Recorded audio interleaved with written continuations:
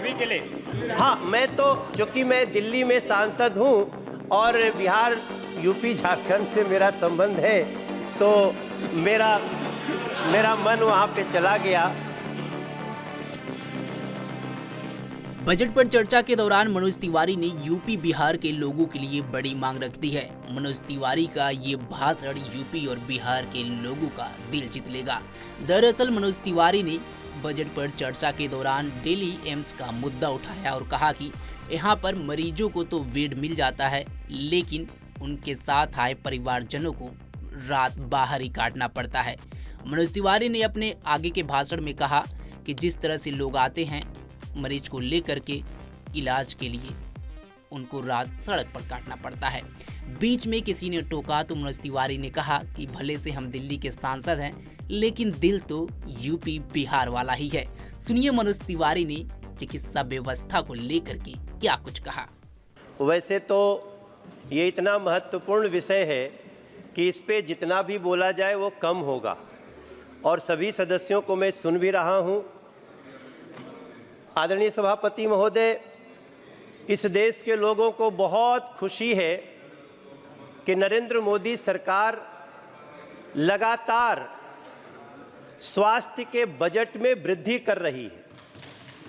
इस बार भी कई लोगों की बातचीत में आया है कि जो स्वास्थ्य का बजट पिछली बार 80,517 करोड़ था, अब वो 90,958 करोड़ का बजट है।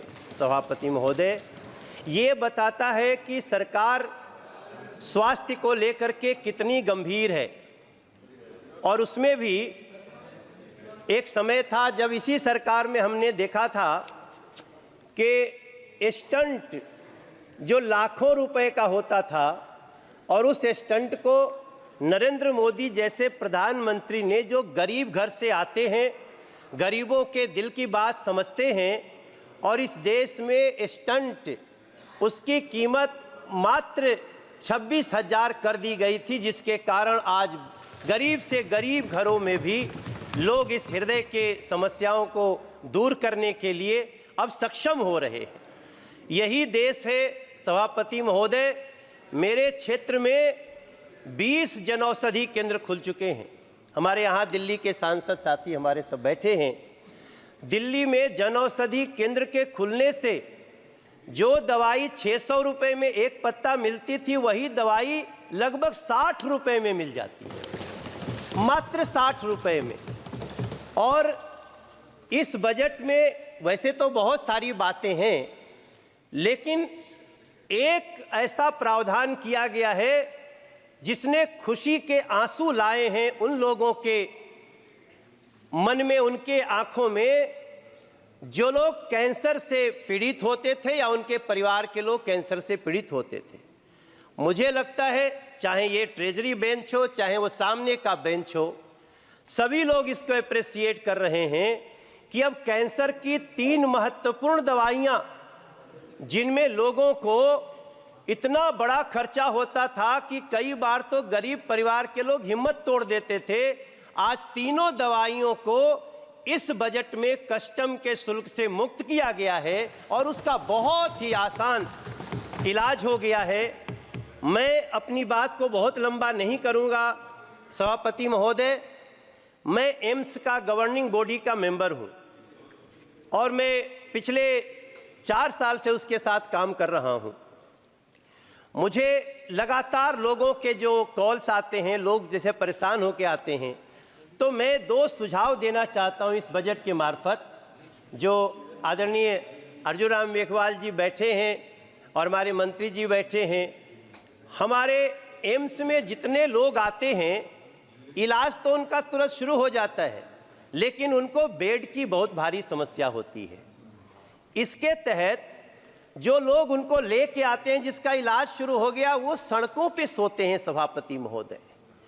उनके परिजन जो रहते हैं वो इतने बुरे स्थिति में होते हैं कि इलाज तो जिसका हो रहा है, बाकी जो जीवन होता है वो बड़ा दयनीय होता है। मेरी प्रार्थना है, दिल्ली में हम सब कोशिश करेंगे कि हम डीडीए के मार्फत जगह दिलाएं बिहार के लिए, क्योंकि बिहार के सबसे ज़्यादा मरीज आते हैं सभापति महोदय, बिहार झारखंड के लिए एक ऐसा भवन बने जहां जो उनके मरीज आए या लोग आए तो पहले वहीं उनके संबंधित डॉक्टर देख लें किस स्थिति में आए हैं, कहां भेजना है। और एक अंतिम बात सभी के लिए, हाँ, मैं तो क्योंकि मैं दिल्ली में सांसद हूं और बिहार यूपी झारखंड से मेरा संबंध है, तो मेरा मन वहाँ पे चला गया। तो हाँ, नहीं बिल्कुल, मैं तो आपके लिए भी कहूँगा मेरे साथी, लेकिन आप लोग अपने अपने लोगों के लिए कहिएगा। आप चेयर को एड्रेस करें। जी सभापति महोदय, उधर मत देखिए। तो हम जमीन दिलवाने में भी मदद करेंगे सिर्फ, और मुझे जो मैं अंदर कमेटी में बैठता हूँ, एम्स इसको करने में बहुत उत्सुक होगा, ये हमारा विश्वास है। और अंत में एक विषय, हमारे यहाँ एक university college of medical sciences है, उसको अचानक से दिल्ली सरकार ने अपने अंडर में लेने का प्रोसेस शुरू किया है।